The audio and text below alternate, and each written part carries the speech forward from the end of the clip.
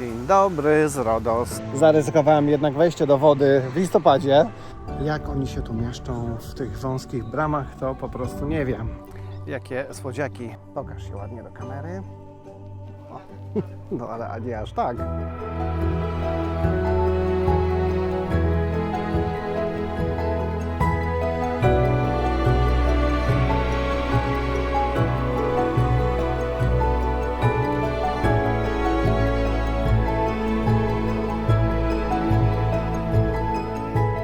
Pytanie brzmi, czy warto przyjechać do takiej miejscówki jak Rodos, która kojarzy się z latem, z wakacjami, z upałem, jesienią, po sezonie.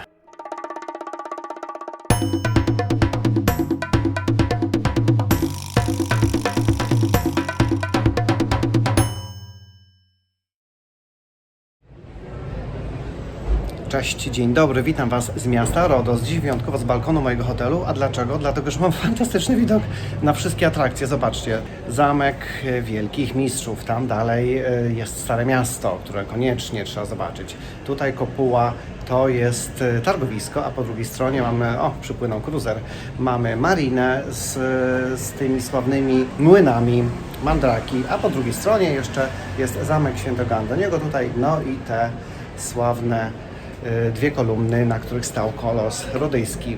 A to są kolory jesieni, ponieważ Rodos jest piękne o każdej porze roku, nie tylko w skwarze upalnego słońca w środku lata, ale również na przykład w listopadzie.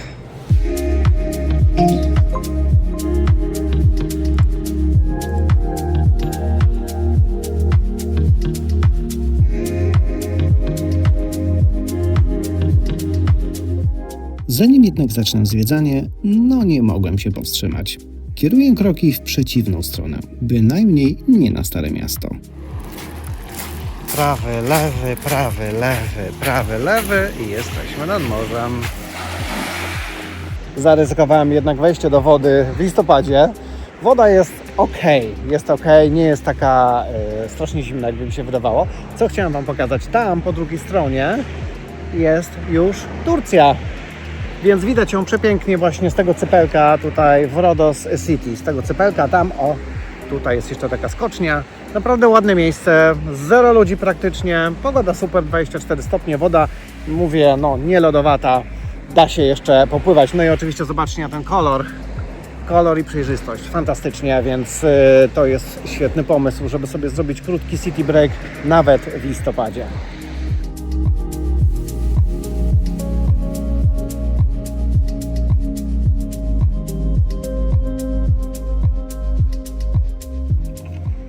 To jest wyspa Rodos, tu mamy część hotelową, oceanarium, a ja jestem na samym koniuszku, na takim cyplu północnym przyczółku miasta i wyspy Rodos, a tam po drugiej stronie to już jest tylko Turcja. Zobaczcie, jak to miejsce fantastycznie wygląda z góry.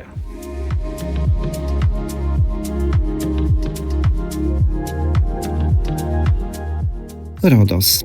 Wyspa, którą od wieków nazywa się Wyspą Słońca, urzeka podróżnych już od pierwszego spotkania. To miejsce, gdzie złociste plaże spotykają się z ciepłym, błękitnym morzem, a łagodny klimat sprzyja wypoczynkowi przez większą część roku. Historia wyspy sięga czasów starożytnych i jest wciąż obecna wśród licznych zabytków. Od majestatycznych ruin świątyń po średniowieczne miasto Rodos, wpisane zresztą na listę Światowego Dziedzictwa UNESCO. Teraz, po sezonie, większość hoteli i restauracji w turystycznej części miasta jest zamknięta, co sprawia, że czas płynie tu o wiele wolniej i jest to idealna pora na relaksacyjny pobyt. Jeśli nie lubicie tłumów i upałów, to jest właśnie dobry czas na odwiedzenie wyspy. Nie znaczy to jednak, że nie ma tu co robić. Wręcz przeciwnie. Oto marina w mieście Rodos. Mamy tutaj sławne, starożytne zabytki, jak ten fort Świętego Antoniego oraz te dwie kolumny przyozdobione jeleniami dzisiaj, a kiedyś to były miejsca, gdzie stały dwie nogi kolosa, sławnego kolosa z Rodos i statki przepływały mu pod nogami. A jeszcze z drugiej strony mamy przepiękny kościół grecki z wieżą, a atmosfera tutaj w marinie jest bardzo przyjemna. Zobaczcie, tam jeszcze w oddali macie młyny, widać, atmosfera bardzo przyjemna i tutaj w lecie z tego miejsca można popłynąć na różne inne wyspy. O, zobaczcie, tutaj są stanowiska, teraz oczywiście jest po sezonie, więc tych wycieczek nie ma, ale w lecie jak najbardziej tak, można odwiedzić też okolice miasta i wyspy Rodos.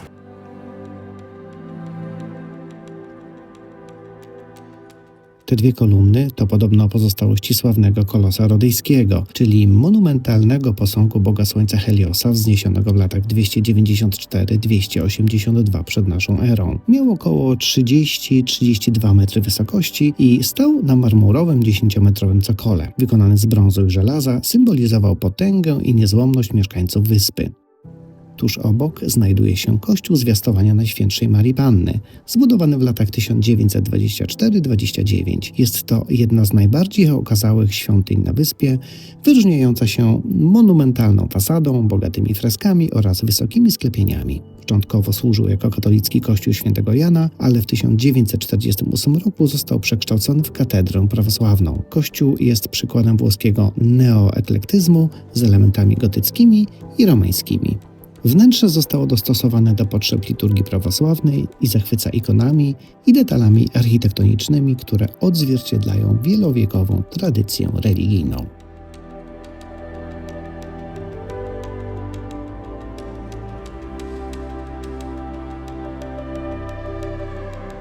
Nie ma zwiedzania bez mapki. Wszędzie, gdzie znajdę taką mapkę, to staram się Wam pokazać, jak wygląda miejsce, które będę zwiedzać. I jest to ważne, bo musimy wiedzieć, jak się poruszać. Jestem w tym miejscu w tym momencie, czyli tutaj na północy, przy północnej bramie. Będę się kierować do Zamku Wielkich Mistrzów, a później tymi wąskimi uliczkami, odwiedzając różne świątynie, historyczne miejsca, domy i właśnie te piękne uliczki. Będę się poruszać po tym starym mieście średniowiecznym, przepięknie zachowanym, wpisanym zresztą na Światową Listę Dziedzictwa UNESCO.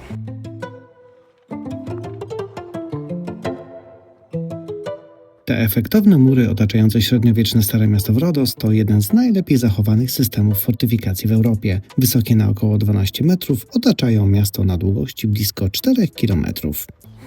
Jakie słodziaki. Wczoraj chodziłem wieczorem po Starym Mieście. Generalnie było wszystko pozamykane, było ciemno, ponuro, ale tak fajna była atmosfera.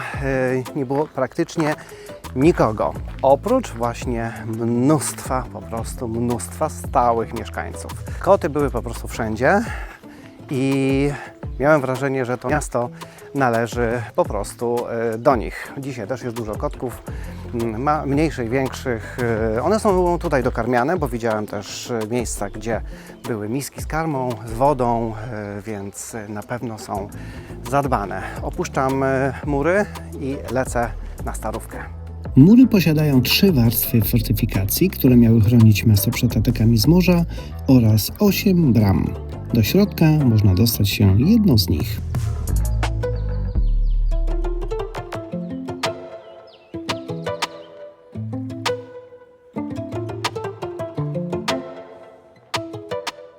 Spaceruję sobie teraz najbardziej chyba znaną uliczką Starego Miasta w Rodos. To jest ulica Rycerzy z Rodos, taka brukowana. Dziewczynom na obcasach raczej nie polecam. Ulica, na której znajduje się 7 gospod, które oznaczają miejsca pochodzenia Joannitów, którzy rządzili tutaj swego czasu w Rodos. To jedna z najlepiej zachowanych średniowiecznych ulic w Europie, która niegdyś pełniła rolę głównej arterii handlowej miasta. Spotykali się tu kupcy z całego świata, wymieniając towary i doświadczenia. Idąc od placu Muzea Nogą w górę, trakt prowadzi wprost do Pałacu Wielkich Mistrzów, najważniejszego zabytku z czasów rycerstwa na wyspie i głównego punktu orientacyjnego miasta. Pałac ten to imponujący prostokątny budynek o wymiarach 80 na 75 metrów z monumentalnymi bramami, basztami i podwójnymi murami. Grubość samych murów miejscami sięga nawet 12 metrów, a szerokość fosy obronnej wokół pałacu wynosi 20 metrów. Jestem na dziedzińcu Zamku Wielkich Mistrzów w Rodos. No muszę przyznać, że naprawdę ta budowla jest imponująca, jest ogromna i pięknie zachowana, właściwie odrestaurowana była przez Włochów w 1940 roku, a dzisiaj mieszczą się tutaj muzea historii starożytnej i średniowiecznej miasta i wyspy Rodos.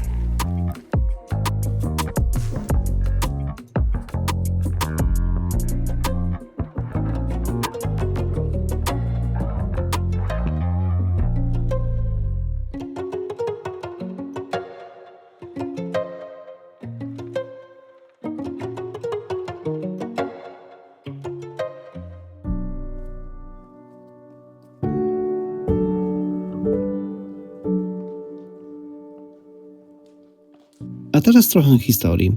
Pałac został zbudowany w XIV wieku przez zakony Joannitów na miejscu starożytnego akropolu Rodos, gdzie pierwotnie stała świątynia boga słońca Heliosa. W VII wieku naszej ery była tu bizantyjska cytadela, a następnie Joannici przebudowali pałac, tworząc rezydencję wielkiego mistrza oraz centrum administracyjne zakonu. Po zdobyciu wyspy przez Turków w 1522 roku pałac został przekształcony w koszary, a później w więzienie. W 1856 roku budynek został niemal całkowicie zniszczony przez wybuch prochu. Odbudowa nastąpiła w czasach włoskiej okupacji, czyli w latach 1912-48, kiedy pałac został zrekonstruowany i przekształcony w letnią rezydencję dla króla Wiktora Emanuela III oraz Mussoliniego. Od 1948 roku pałac stał się muzeum, a od roku 1988 znajduje się na liście Światowego Dziedzictwa UNESCO. Wnętrza zachwycają antycznymi mozaikami, bogato zdobionymi salami oraz rozległymi dziedzińcami. Opuszczamy Zamek Wielkich Mistrzów. Ciekawa ekspozycja, głównie średniowieczne meble, mozaiki, ale przede wszystkim ta wielka budowla, sklepienia. To robi wrażenie, naprawdę ładne, więc jeżeli macie chwilę czasu więcej na Rodos, to polecam zobaczyć.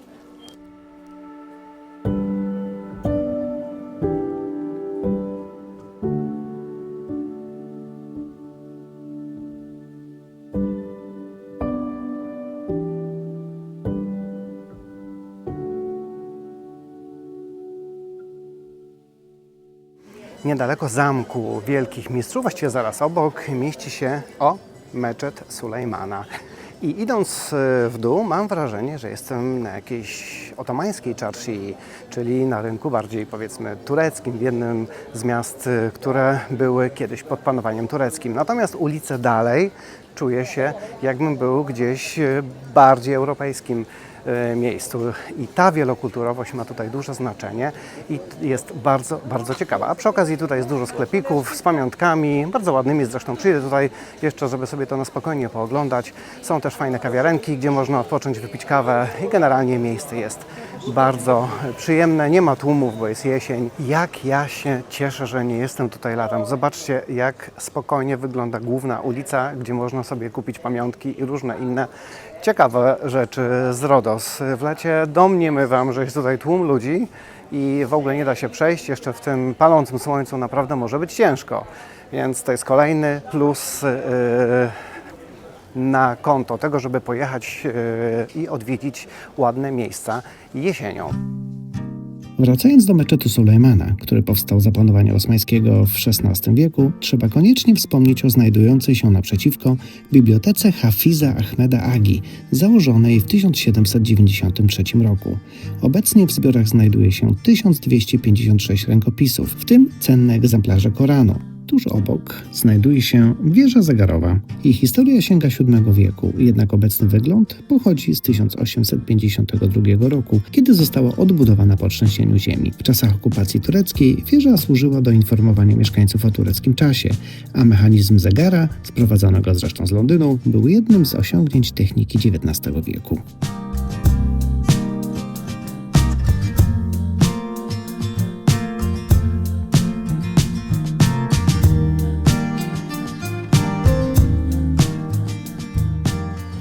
A oto plac Hipokratesa z piękną fontanną. Na placu same kawiarnie, ale też jest wieżyczka z zegarem. Same kawiarnie, sklepy, fajne miejsce, żeby sobie odpocząć, zrobić przerwę podczas zwiedzania albo po prostu przejść przez niego, ochłodzić się w fontannie i pójść dalej.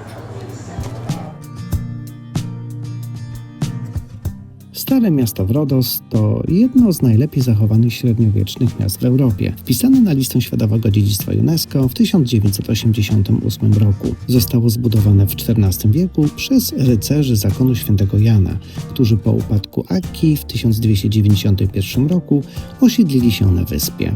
Stare miasto zachowało oryginalny układ ulic, brukowane trakty oraz liczne gotyckie i renesansowe budowle oraz kościoły zamienione później na meczety. Świadectwem historii są ruiny kościoła Matki Bożej z Burg, zbudowanego w XIV wieku przez zakon Joannitów. Nazwa Burg odnosi się do mieszczańskiej części miasta zamieszkiwanej przez nierycerskich mieszkańców. Kościół był trójnawową bazyliką gotycką, rzadkością na wyspach, z wysokimi, ostrołukowymi sklepieniami i dużymi witrażami, które rozświetlały wnętrze kolorowym światłem. Z czasem dobudowano kilka kaplic bocznych oraz łukowe grobowce. Po zdobyciu wyspy przez Osmanów w 1522 roku kościół został przekształcony w meczet. Największe zniszczenia nastąpiły podczas bombardowań w czasie II wojny światowej. Do dziś zachowały się jedynie 3 apsydy i fragmenty kaplic. Naprawdę warto wejść w boczne uliczki, bo powiem szczerze, jak oglądałem kilka innych filmów o Rodos, to twórcy tych filmów pokazywali tylko główną ulicę praktycznie, a tutaj się, zobaczcie ile cudów kryje, te piękne domy, tutaj łuki, sklepienia, naprawdę to jest coś niesamowitego i warto pooglądać, co się dzieje. Jakieś takie przejścia małe. O, i wszędzie jeszcze ta roślinność. Naprawdę super. No i oczywiście koty. Koty na każdym kroku. Wystarczy zawołać i zaraz przychodzą. Kotki, no co? A. Miau. Jeden, drugi.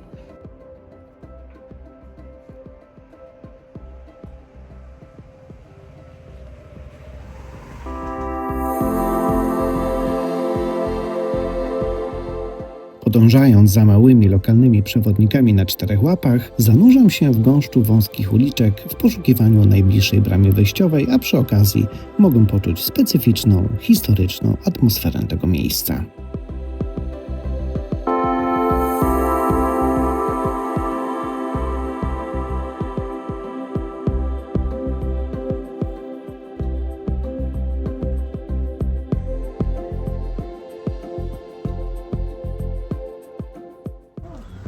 Jak oni się tu mieszczą w tych wąskich bramach, to po prostu nie wiem. Większe samochody raczej nie mają szans.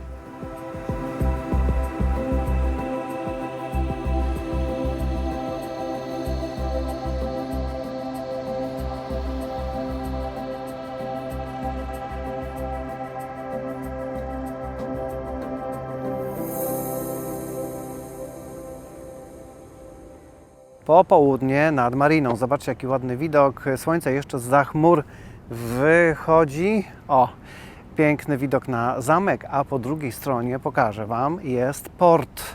I w tym porcie cumują te wielkie wycieczkowce, więc spodziewajcie się tutaj wielu turystów. Nawet teraz na jesieni to jest bardzo popularne miejsce i Rodos to jest również przystanek na trasie tych wycieczkowców, które pływają po Morzu Śródziemnym i po całym tutaj regionie.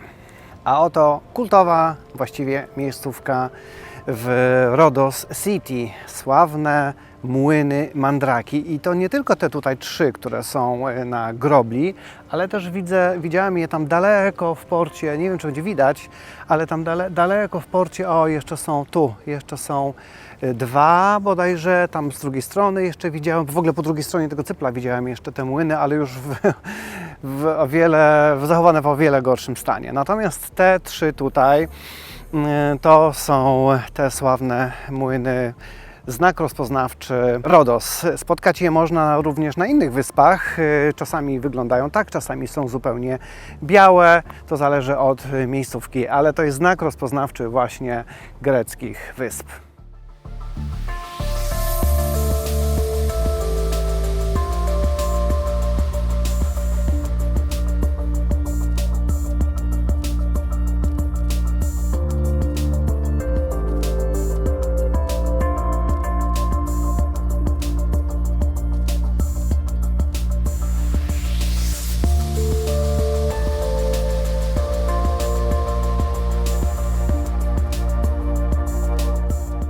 Zobaczcie, ja teraz jestem z drugiej strony i to jest druga kolumna, powiedzmy sobie szczerze, druga noga dawnego kolosa z Rodos.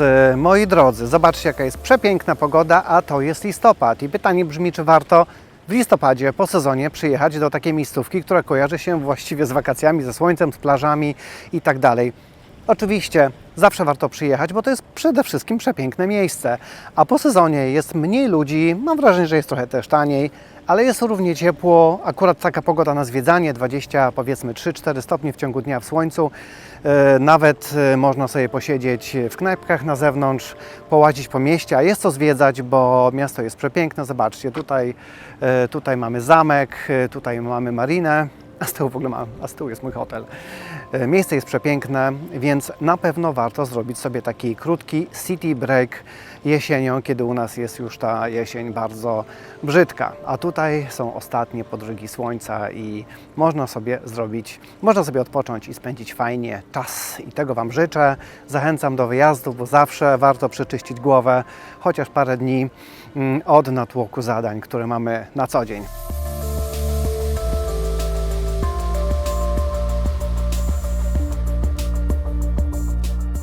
I w tym optymistycznym nastroju żegnam jesienne miasto Rodos. Ale to jeszcze nie wszystko.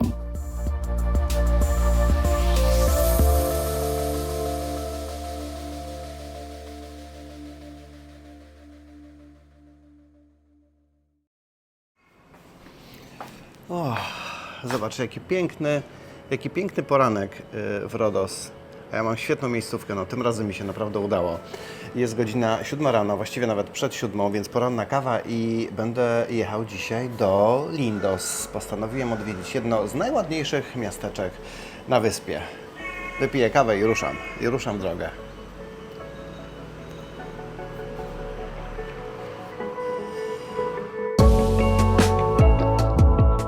Lindos to jedno z najbardziej malowniczych miejsc na wyspie Rodos. Położona na jej wschodnim wybrzeżu, około 50 km na południe od stolicy, słynie z białych domków, wąskich krętych uliczek oraz imponujących ruin Akropolu, który góruje nad miastem. Lindos to bardzo popularne i tętniące życiem miejsce w lecie, natomiast poza sezonem zachwyca spokojem i autentycznością. Oto Lindos, znane z białej zabudowy.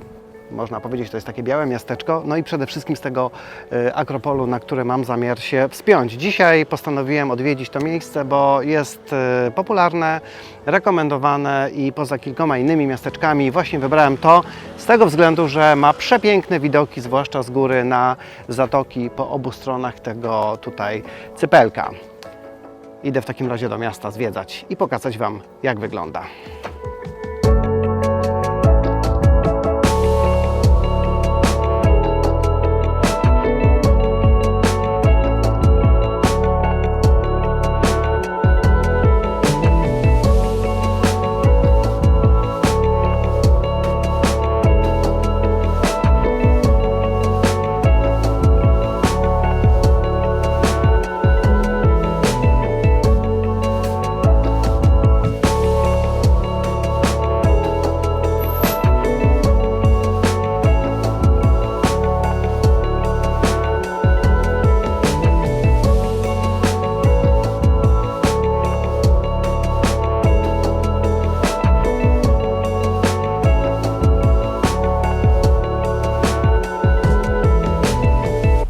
Białe miasteczko od środka. Wszystkie domy pomalowane na biały kolor, no pewnie dlatego, żeby jednak promienie słońca odbijały się od murów i żeby tak się wnętrza tych domów nie nagrzewały. W związku z tym wygląda to przepięknie od zewnątrz. Miasto przyklejone do góry z wąskimi uliczkami i naprawdę piękne budynki, piękne i jeszcze ta roślinność, która tutaj właśnie co chwilę gdzieś zwisa. Naprawdę nadaje temu miasteczku bardzo ciekawy, ładny charakter. A jeszcze takie sklepienia. Zobaczcie, przejścia, świetnie, naprawdę pięknie. Powiem tak, bardzo się cieszę, że jestem po sezonie i większość sklepików z pamiątkami i część kawiarni, restauracji jest teraz zamknięta, więc nie ma tego targowiska tutaj na tym, powiedzmy, starym mieście i można sobie naprawdę w pełnej krasie zobaczyć, no tu akurat kawiarnia otwarta, można sobie w pełnej krasie zobaczyć tę białą, piękną, historyczną zabudowę. I to jest naprawdę wartość dodana. A teraz przywitajmy się z prawdziwym mieszkańcem tego miasteczka. Miał. No chodź tutaj. O. Pokaż się ładnie do kamery. O. No ale nie aż tak. No super, ja też Cię lubię. Tak to wygląda.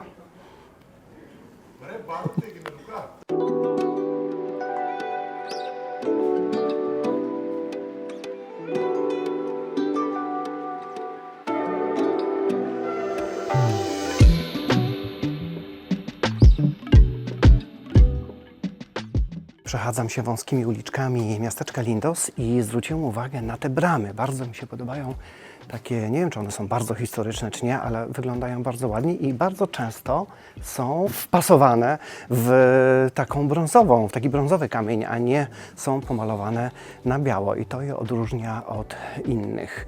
W ogóle drzwi i okiennice są tutaj brązowe. O, tu kolejna, zobaczcie, brama i też z brązowego kamienia. Ojej, tych bram to tutaj jest naprawdę mnóstwo. Wyglądają bardzo oryginalnie. O, i kolejna brama. Lindos to podobno jedno z najgorętszych miejsc, jeśli nie najgorętsze miejsce na Rodos.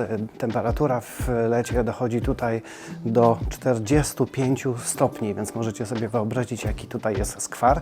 Na szczęście te wąskie uliczki zacienione i te białe mury dają wytchnienie i schronienie mieszkańcom.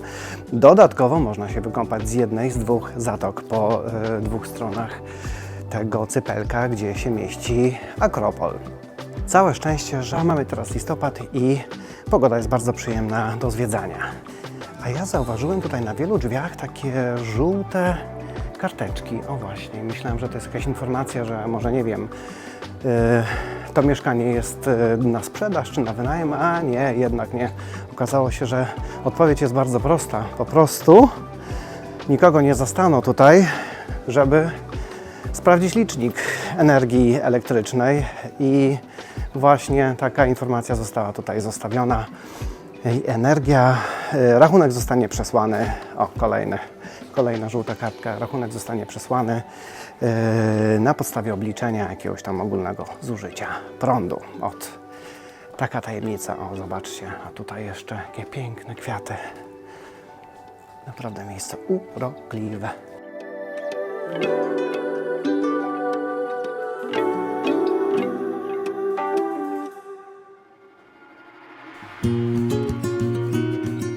Amfiteatr w Lindos, ukryty u podnóża Akropolu, powstał w okresie helenistycznym, czyli w IV-III wieku przed naszą erą i mógł pomieścić nawet 1800 widzów. Częściowo wykuty w skale z półkolistą widownią, która do dziś zachowała się w bardzo dobrym stanie, amfiteatr przywołuje atmosferę dawnych czasów. Muszę Wam powiedzieć, że pogoda na zwiedzanie jest po prostu dzisiaj idealna.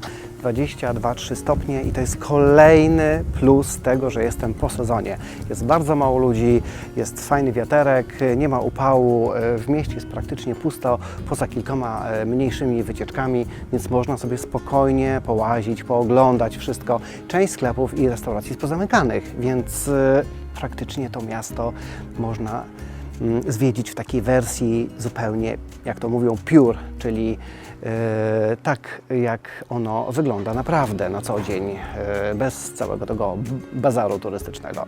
Za mną jest góra i Akropol i w tej temperaturze też nie będzie problemu, żeby się na nią wspiąć, a muszę się na nią wspiąć, żeby zwiedzić to miejsce, no i przede wszystkim, żeby zobaczyć, jakie są widoki z góry.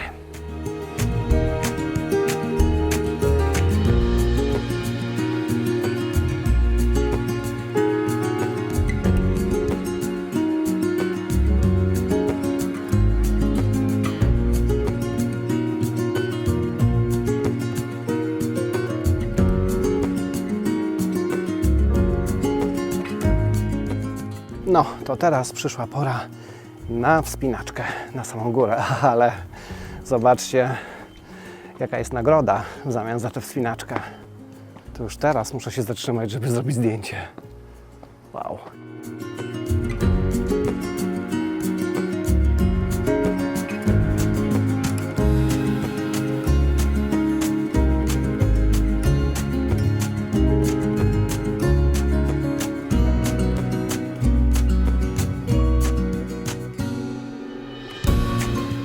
Oczywiście nie trudno się domyślić, że Akropol ma swoich stałych mieszkańców, strażników czuwających nad tym wyjątkowym miejscem. Jednak dziś wszystko wskazuje na to, że strażnicy postanowili zrobić sobie wolne, pozostawiając antyczne ruiny w ciszy i spokoju.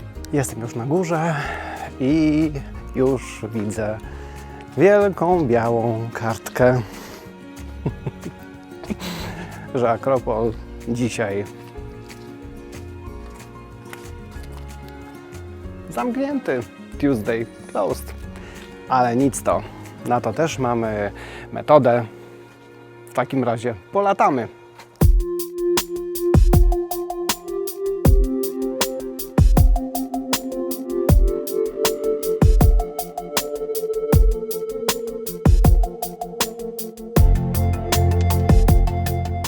Akropol w Lindos to jeden z najważniejszych zabytków wyspy. Znajdują się tam pozostałości świątyni Ateny Lindyjskiej, fortyfikacje Joannitów oraz starożytny teatr. To miejsce, gdzie historia starożytnej Grecji splata się z epoką rycerzy zakonu Joannitów, a także z późniejszymi wpływami bizantyjskimi i osmańskimi. Akropol w Lindos jest nie tylko symbolem potęgi i kultury starożytnych Greków, ale także jednym z najczęściej fotografowanych punktów na Rodos.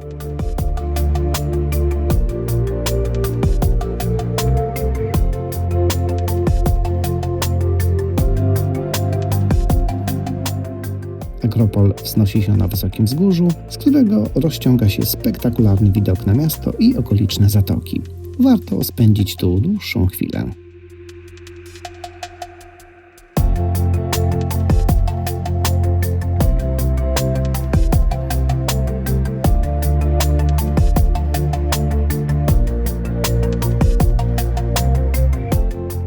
Moja wizyta na Rodos dobiega końca. Jeśli przyjedziecie tu w lecie, czekają na Was również fantastyczne plaże i wiele innych atrakcji. Jest też sporo innych miejsc do odwiedzenia, miasteczek, świątyń, kapliczek i różnych punktów widokowych. Po sezonie panuje tu natomiast absolutny spokój. Bardziej lokalna atmosfera, a widoki niezmiennie są piękne. Żegnam się z Lindos i dzięki, że dotrwaliście do końca. Jeśli film Wam się podobał, to dajcie lajka, polećcie znajomym albo subskrybujcie kanał, to bardzo pomaga. Do zobaczenia wkrótce, a ja jeszcze sobie chwilę posiedzę na kamieniu. Trzymajcie się. Pa!